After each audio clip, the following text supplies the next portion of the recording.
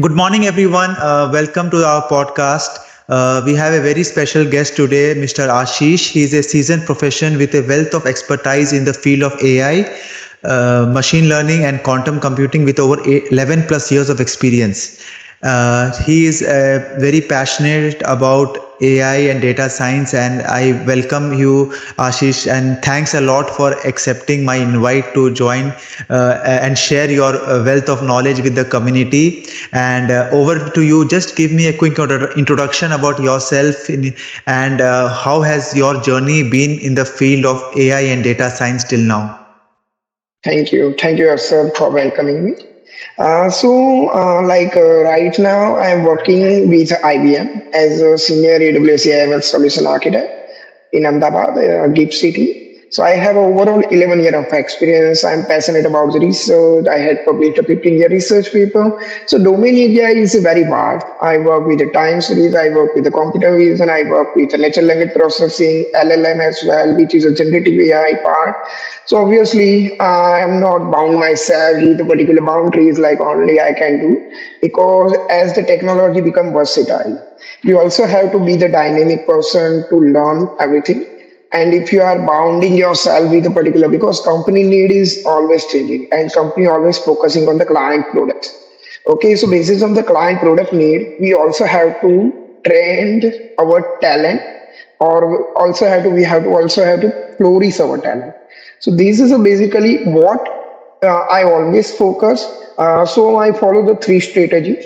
One is I always get up to date myself with the latest news, latest research papers on the domain. Second strategy is I always read the article. I'm prefer learning through the video very less.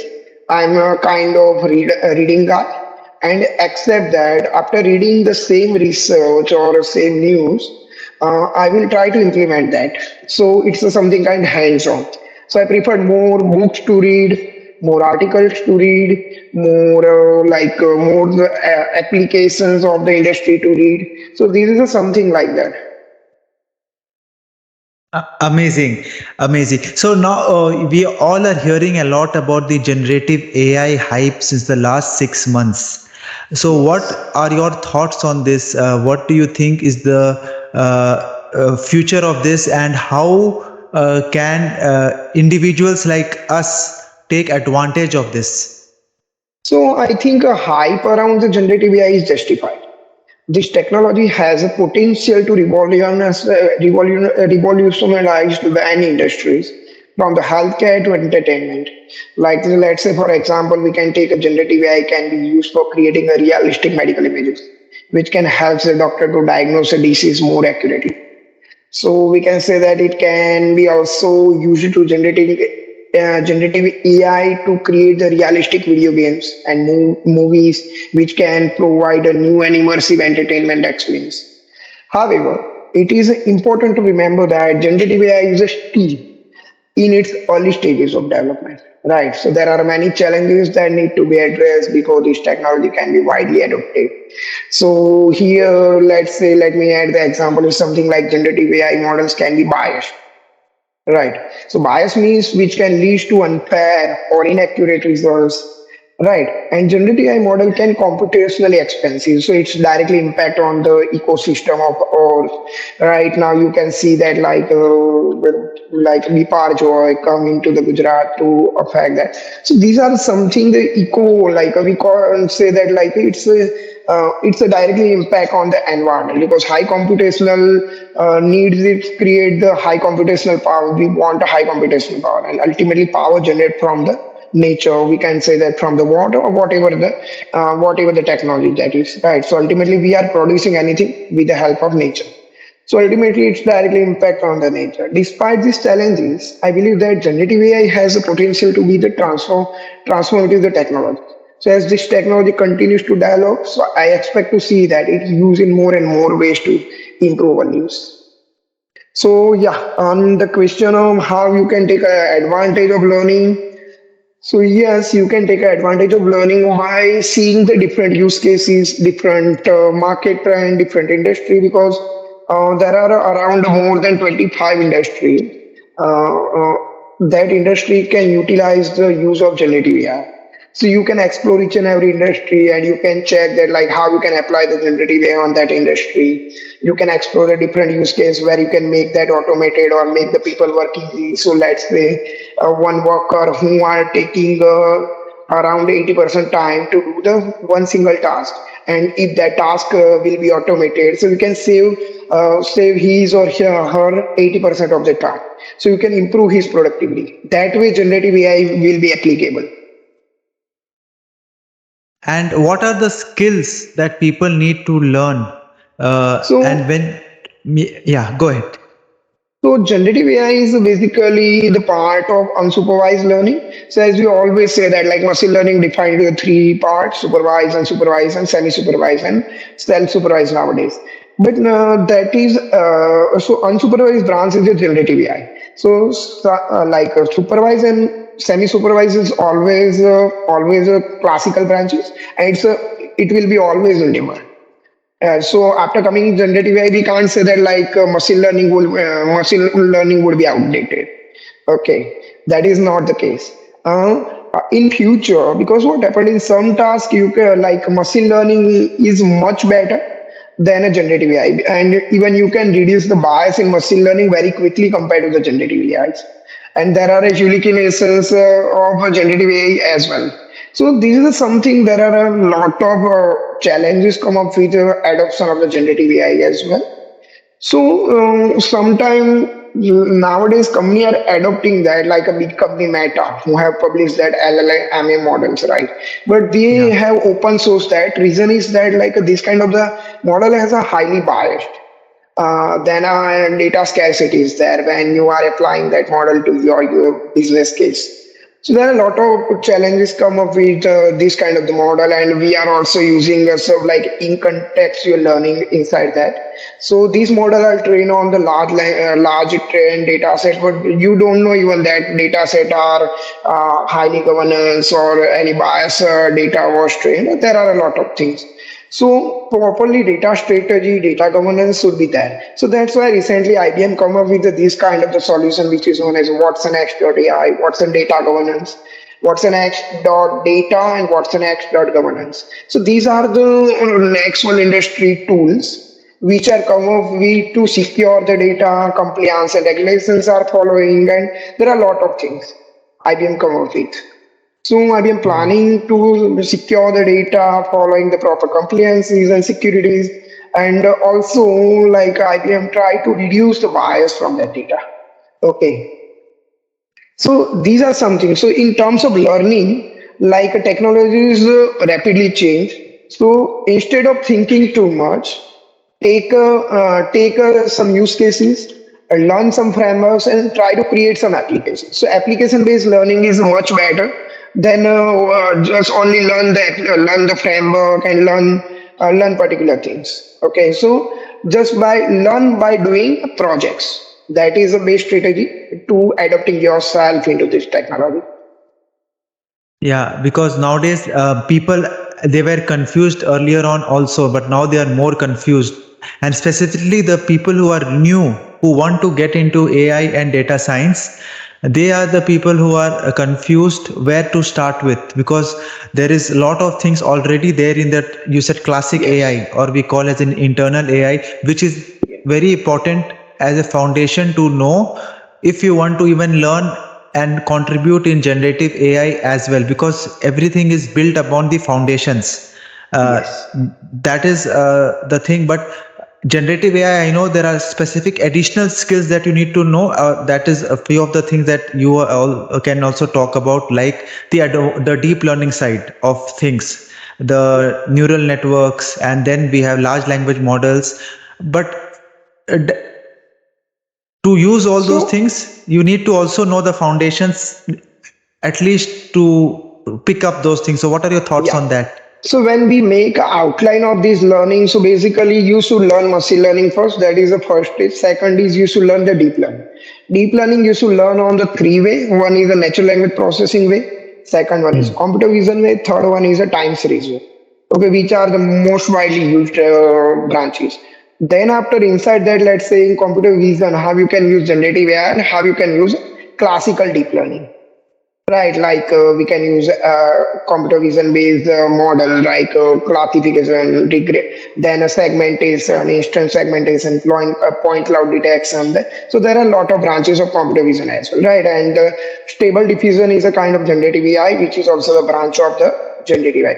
So generative AI is a very long journey if you starting to focusing on that. So generative AI become very vast. Okay, so you have to go through step by step.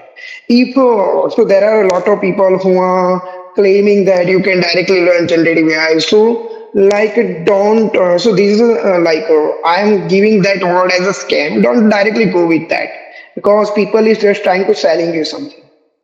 Okay, this is one of the worst way to deal with generative AI. So, generative AI is not something like you can directly go and do the code. Generative AI is something. If you want to know the things into the deeper, you have to dig dive into the deeper way of deep learning because deep learning is a something core based technology of generative AI as well, right? Like language models. Right, which is a Yes. core. And in 2019, you have to start with the natural language. Let's say you want to only focus on generative and natural language model part. So you have to start learning from the natural language processing. And then after a basic fundamental of natural language processing, you have to start with a transformer-based architecture. And then after you have to explore that like encoder only, decoder only, then after combination of encoder, decoder, and then after you can explore your journey like there are latest LLMs there.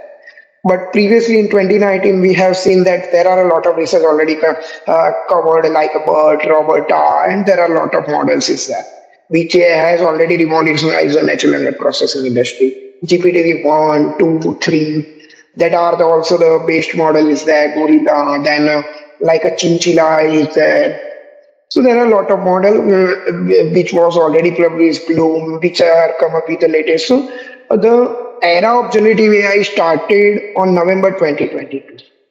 Mm. November 22 when ChatGPT has launched Yes. on 30 November 2022. And then after this constantly evolving. So we are on the new, first stage of this era. Cool. So you touched upon a very important part that you need to know the basics of NLP. We will just keep it simple for now. For this, for purpose of people who want to start with it, like we will only keep it text based. I know for Yes. image based and video based, it becomes more complex with Yeah. the.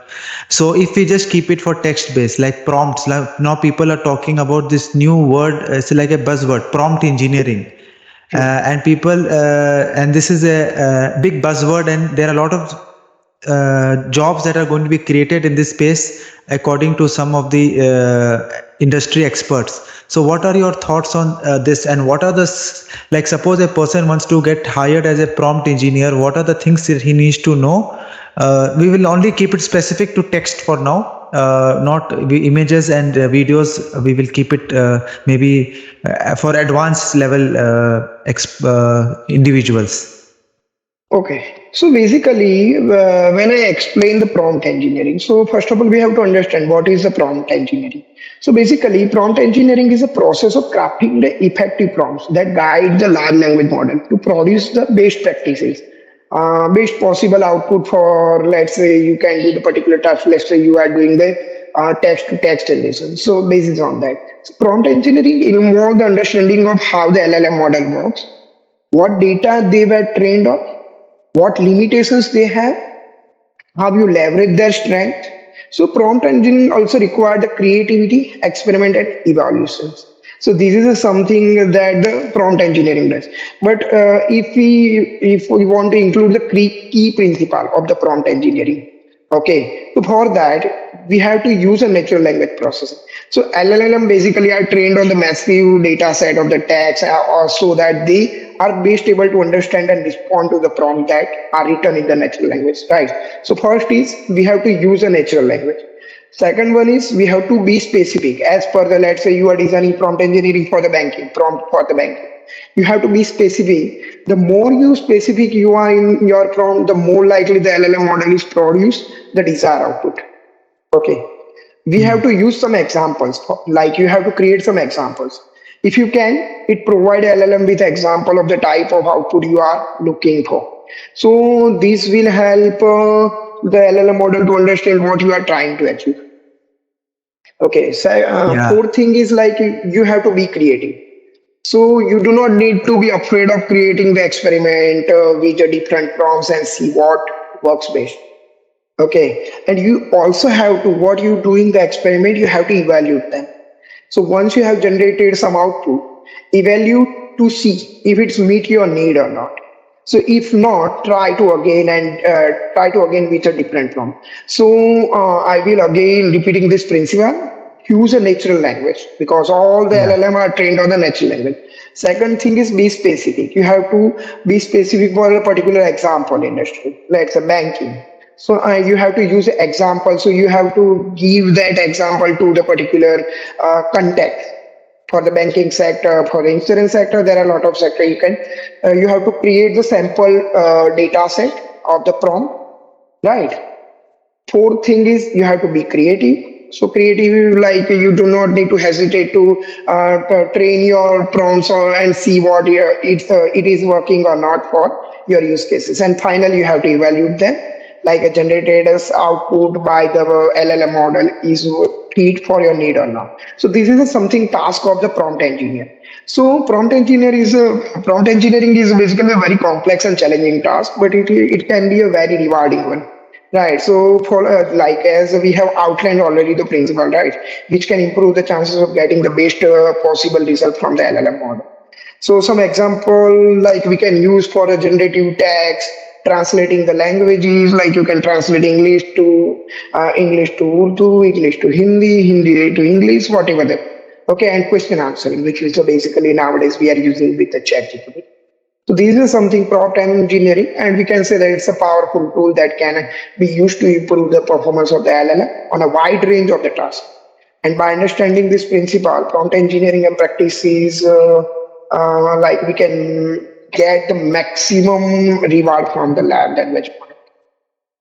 Yes. So what I tell people, and maybe you'll agree, there are two types of things we see here. One is consumer based, and one is producer based. For consumer Yes. based, like people who are just who business people who are, they can write prompts in a very specific way to get information out to use it for their work.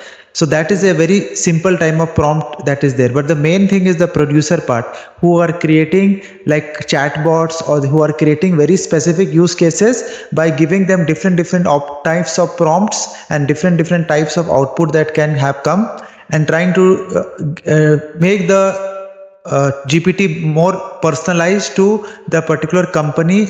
So there they have to, because you need to keep thinking what type of questions people can ask and how we can train the bots to answer those questions. Here the prompt engineering, actually they will work very closely with the developers as well to integrate these information in the LLMs or as a architecture over the LLMs to make the product much more better. But the thing, if I talk about technical skills in this case, if I want to talk about consumers is okay. Consumers is, they are just for what for the producer part who want to go in the technical side. If they know a little bit of Python and they understand how large language model works and little bit concept of NLP, it can be a good start for them, right? Yes. So basically, in producer part, people who are interested in the technological side, they also have the knowledge of the background of NLP, like a deep knowledge of NLP transformer, as we have already discussed, like a generative Okay. AI for the tech. So that should be needed because what happened, prompt engineering also we can differentiate with the type of the prompt engineering. One is a zero shot learning. Right, zero shot Yes. learning, which is when the prompt does not provide any example of the desired output. Instead, it simply provides a describe of what the output would look like. Like we can take an example like you might be using zero prompt learning, write a poem about the flower or write a blog post about the benefit of exercise. Right, so when you have a lace words, which is considered as a zero shot learning. See, second branch we consider as a few shot prompting. First one is a zero shot prompting. These one is like a few short prompting. This is when we have a prompt, provide a few example of desired output. So this can be helpful if you are not sure how to describe the output in the nature. So we can take an example of like write a poem about the flower, like this one. Like this one is like we have already mentioned some example of over something context we are giving. Right. Then after third one is Amazon has launched a chain of thoughts prompting, which is a third type. This is when the prompt provides a series of instructions, like we are doing in ChatGPT. So examples would be like write a story about the dog who gets lost in the wood and the dog must be find its way home, but it must also avoid a bear of wolf. So you are creating the chain of prompting by comma. So that is something like Okay. known as a chain of thought prompting. Right, and the last one is known as a general knowledge prompting. General knowledge prompting is like, let's say, write a poem about the flower using the words sunlight, rain, and wind, which is something like so. It's a something like you are doing a creative task, required a lot of creative. So this kind of the task is required the creativity, writing the poem of the song, something like that, which is known as a general knowledge of the prompting. And we also have some benefit of that. It's improve the accuracy, it's increase the creativity and reducing the bias. So these are something the type of prompting which we also have to focus while learning. Amazing. It's a very interesting field because this word keeps coming, and many people ask me how to become prompt engineer. I tell you have to take it step by step. It is not I just so think easy. this video Yeah. become the one of the things is like how to become prompt engineer, how to become a generative AI engineer, something like that. Yeah, because this is the question that is coming to many people. Many people are scared that the jobs are going to change. It is going to happen. The type of jobs are going to change, as we all know. Like now, the coding, right? The coding now it is because of these tools, it is going to become faster and more efficient. The actual Efficient, yes. coders, and you need to Yes. now learn how to. What I tell people, there is a Hindi word called jugar which Jugaad. I use jugar, yeah, jugar. So Yeah, basically, we called how it good, Indian engineering. yeah. Indian Desi So engineering. yes, this is in our engineering. This was a thing that we learned in how if you are an engineer, you know how to do jugar and finish work, your assignments, your work, your projects, and this is what you need to also do in AI right now.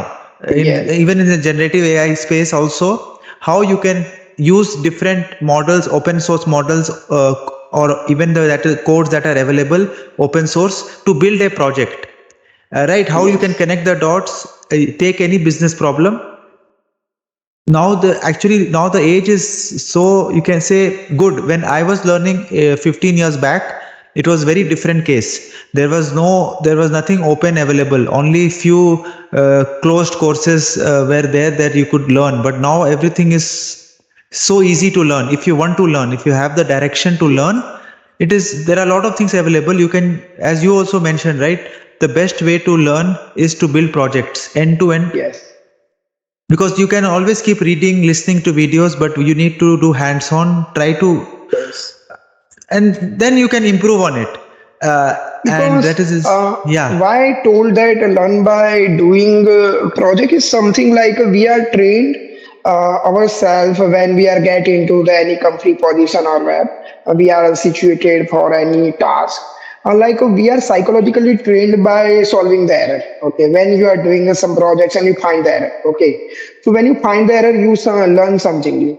So that's why I taken this approach for the learning, like learn by doing the project. So when let's say you are getting something or you are getting something new function. So whenever you are creating new projects, you know that function. Like okay, for this task I use this function. So there are a collection of functions and frameworks are already there. So by doing the experiment, even in the project, you can see that like okay, this task we can do on this way as well, this way as well, this way as well, something like that. So let's say one task in creating the GPT based applications is something like you have to store the data in the vector database. Right. So you can use a multiple vector data. You can use a phase, you can use a chroma, you can use a fine code. So there are a lot of databases you can use. So that is vector databases. So you can experiment with a multiple vector databases. So that is increase your knowledge. That is Yes. something like a learning chain you have to follow to just explore something practically, and same way you can learn the theory as well, like okay, this theory applicable to these practical applications in particular business use case. This will make you showcase the real world industry view, like how this theory is applicable for the particular business use case in the particular section. So that is make it a different for me, this learning. Yes, because this is one question that many people who have no experience in data science, they ask how can we get experience, and this is the best way I tell: build some project. Don't just do. You can always practice on Kaggle using dummy data, but that is not a project. Project will be something that is different, that you have tried. That is not, that is something very specific to you, or you're solving a specific business problem, which is not. Because see, Kaggle, what I feel and I tell people is, it is not real world scenario, because they are cleaning the data and giving it to you. And our work, as you can also resonate, is the main Yes. work is to get data from the real world and then use it. And So Kaggle actually learning, does all the easy part for us, all the hard part for us. yes, yes. Yeah, So basically, the main task. So Kaggle has the advantage and disadvantage. Kaggle yeah, is always give you the new way to see the business problem. So when new problem is coming, they are introducing our new feature challenge yeah, to like, in front of the people who are interested to solve that. So Kaggle put that feature challenge on the right. So that feature mm, challenge is very unique. You can learn from that is like how you can frame the business problem, how you can see that particular industry. Even you know that like sometimes even you don't have experience of that industry, you can see that like how we can solve this kind of the industry business challenge as well. Okay, so and mm, disadvantage is that like let's say you are already from that industry, but Kaggle, so that industry people is already provide you, because that industry data is very confidential, or in some way they are not able to save, so they are encrypt or they are do the masking on data, and then after they are providing that data. So something time preparing that kind of the data is itself kind of the data pipeline, which is really important to learn each and every data scientist as a decision maker when you become the data scientist. So which is equally important because data scientist main part is to convert any business problem into the data science problem with appropriate data. You have to qualify that, like the client problem which client is asking to us, and try to help. We also try to help that to solve their business problem. So this data what client is providing, is this qualify for the, solve that business problem or not. So something like that, that data should be the data. We also have to go through the data quality check. Or yeah. let the client told us like also you can help us to create the data pipeline of the quality data that can help us to solve this kind of the business problem. Okay, so this can also help us to know that like okay, client also need a help. So that time data scientists come into the picture to help them to extract that data, and Yeah. with the help of data engineer we can extract that data, and we can create some extra data lakes where we can store our data, and the data scientists can fetch that data from that. So something like architectural view, a data scientist should apply that, and obviously that's why architecture will come into the picture. And I'm a kind of guy who are doing this kind of system design everywhere, every day. Nice, nice, very inspiring. So tell me one thing. I'm also seeing that you are very active on LinkedIn, and tell me your LinkedIn story, because it is very inspiring to see you on LinkedIn, and tell me more about your community that you were just discussing before the call as well. Yeah, so basically, I started LinkedIn in 2012. So I found that like LinkedIn is one of the platform where world's largest professional is there. Even if you want to connect with the big brains of AI or big brains of the your community people, like let's say you are from the different branch of, let's say you are from the web development side. So still there are you can directly connect with them, you can learn from them is like what they are publishing, you can read them daily articles, you can follow them too, and you can get the mentorship from them. There are a lot of things you can approach for them to job or internship or whatever the thing is that right nowadays people is doing from LinkedIn only. But yeah, this is my starting journey where I had started and I found lot of learning of AI from the LinkedIn, Twitter, Reddit. These are my learning platform where I am learning this all the information. Also, I am a big reader. So I'm reading different articles from the Medium, following the kind of mostly all the people who are publishing the article, trying to understand their view in AI. I also reading the research paper, so I decide the research paper. So big website is like a paper with code. I'm following on every basis every day to learn something new or from update of the generative AI as well. And I had one community which is CV, NLP, LLM, and MLOps community because I'm also work with MLOps, and I also had a experience to design with a lot of MLOps architecture. So basically, we are discussing internally. If someone has any problem, they are putting their questions on the on our WhatsApp group where they can get the answer from the different expert. Because in that group there are a lot of experts there, so it's around a 600 plus people community. So if you are interested, I will put the link in this YouTube video. I also provide the answer so he can share with you and you can become a part of that community member. You can ask the question, even you can learn every day something new from the LLM, from the MLOps, from the computer vision, natural language processing. So there are everything is there. Okay, so you can become a part of that. So this is a community helped me to even learn a lot of things because by fetching the people question and understand that question and help them to solve them is also helped me to learn a lot of things. So this is my way of learning to helping the others. Amazing. So, what I tell people a lot to be active on LinkedIn, and what are your tips for people who are listening in the call? That personally, what I tell people, maybe you'll agree or not, is like whatever you learn, you need to share it. Try to share it. Try to summarize it Yes, because this is going to bring your. You can say first of all when you're sharing, we always tell, right, if you share and if you teach, you learn better. That is always a saying that yes. so this Learn is by what. yeah. Teach by Yeah, doing learn is by. like a Yeah. payment technique. Yes. It's So what are the your world famous payment technique. yes, and also people right now what is happening is you also can resonate is that LinkedIn algorithm has changed considerably a lot since the last 1 year Yes. specifically, and Yeah, for people the are. content moderation, they are doing the content moderation, which is known as content moderation. So when you are putting the same content, it is not give you the more views. So content moderation is a kind of AI branch where you can just identify the content which is a duplicate, which is a repeated, or let's say which is a similar to someone, or let's say you have something changing or differentiated, or you have said more knowledge compared to the other people's post view. So it's a something like generating the score for your particular LinkedIn post. So that is nice. So you advise people to be more not don't see. I tell don't see the numbers. At least start sharing.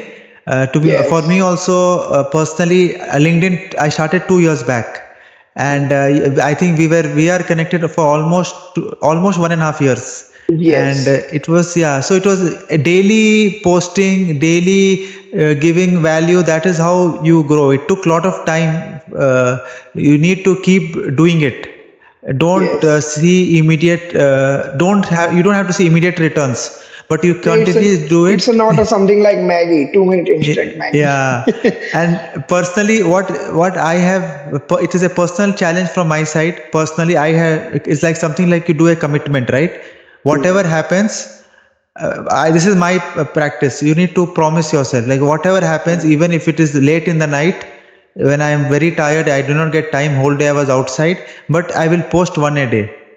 That is my, Yes. it is a promise which I have continued for the almost 1.5 years. Also, basically, I'm not being to agree with your point.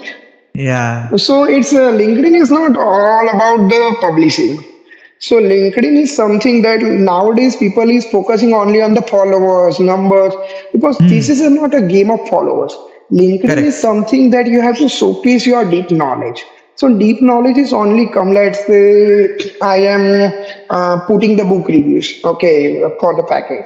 So these book reviews are voluntarily.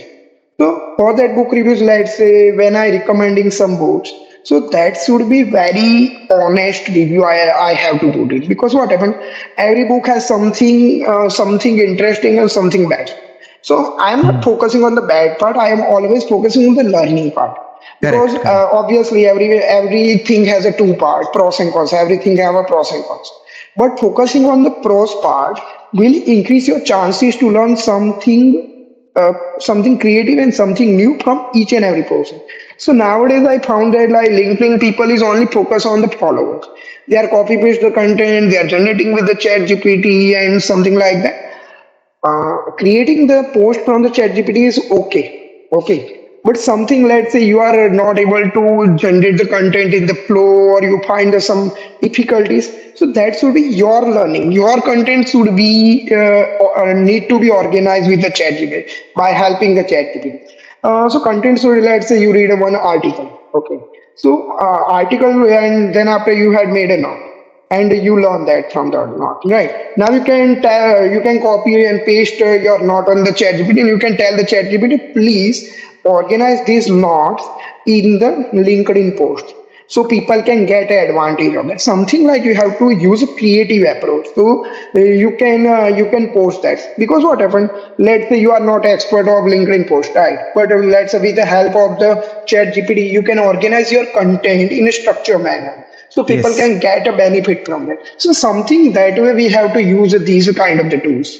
And even people is constantly focusing on the follows.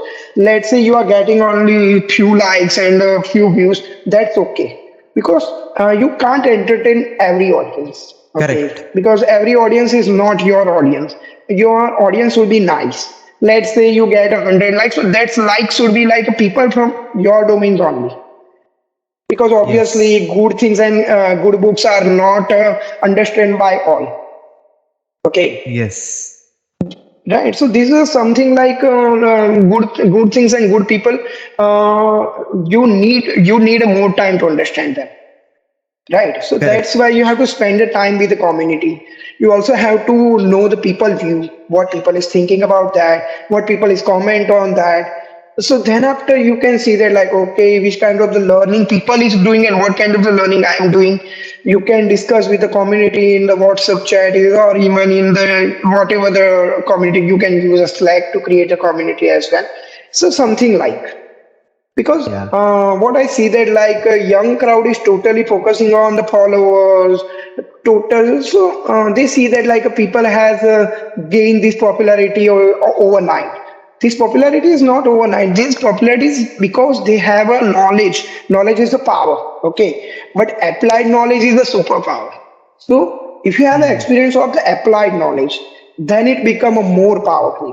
Because nowadays you can ask the question, even Bard is giving the answer, ChatGPT is giving the answer, but that is not your opinion. Right. Even let's say you can follow the Yan LeCun. Yan LeCun always focusing that the human answer is much better than ChatGPT and Bard because that are the generative AI. They are trained on the models. But your answer, your point of view, POV is always important, right? But your POV Yes. is only built when you have that background reading, background experiment you have done. Let's say you have done a lot of experiment, you have read a lot of research, then your point of view will be built. So this is something like that we also have to gain on, and then after you have to put that content on the internet because obviously putting the content is to take a year of the right. So that's why most of the content people is not getting the trust. Let's say I publish one article, but I don't have any experience. Why people will put the trust on me because that article is generated from ChatGPT. Why people put their trust on you or even me if I don't have experience of generative and I don't have even experience of this domain. So that's why Yeah. this make a difference. You also have to the experience. Your reading should be very much more something like that. So basis on that you can create a this So this kind of the rapport is make yourself a leader in your domain. So it's make you the thought leader. So that's why this position come to you is known as a thought leader. Thought leader is someone who have a background knowledge, who have a experience, who have seen the industry, who have seen the research experiments, daily basis their knowledge he can update or something like that. Yeah. So the main takeaway from this is you should have applied knowledge. Whatever Yes. that is the same thing that our main theme of our talk of today is, if I can just summarize it, is like we need to have applied knowledge, learn by doing. Whatever you are doing, do experimentation, apply it, and then share your version of it. Yes. Don't just give fact, try to give your experience with whatever you have learned in a whatever form you are comfortable, that is there. And Ashish, like just before we end today's podcast, what are your future plans specific to you? Are you now focusing more on learning about No. LLMs? my Just telling learning will about never yours. my learning is never stop because Yeah. I'm dedicated to my learning on each and every day. Every day I read the research paper. So let's say reading the research paper will take a lot time, right? So I scheme that whole research paper, like main section, which method is published, how it's work, and something like that. Obviously, it's take a time, but yeah, this is the main source of my learning and make myself updated.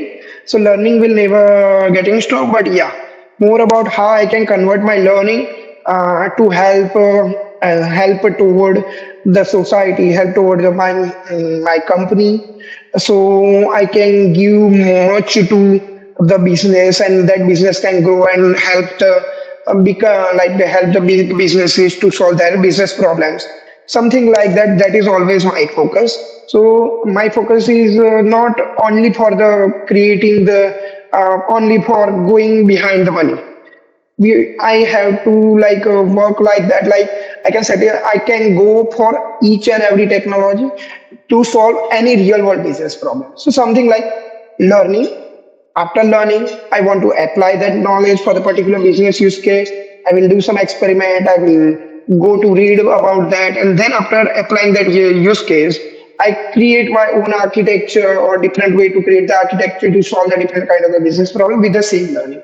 So this is the something path that I am following each and every day, and this will be the same path for the future. Thank you, Ashish. Very inspiring. I always tell everyone that learning never stops. And specifically, if Yes, you are in this data science and AI field, every day it is yes. So you have to keep. there is Yeah. a two sentence. Learning is earning. So earning is Yes. something not that you are earning in money. Earning is something you are earning in terms of knowledge. You are earning in terms of respect, in terms of thought leaders, and what a lot of things. Okay, earning is a lot of things. Yes. Then second thing is readers are leaders. Not all the readers are leaders, but readers are leaders who know what to read, how to read, and how to apply that. That kind of readers are leaders, and learning is earning. This is something which make you the best in any industry. Yeah. Thanks a lot, Ashish, for your time and sharing your valuable insights to the community and the audience. And Thank you, looking Asif. forward to talk to you more later. And best of luck in whatever you are doing.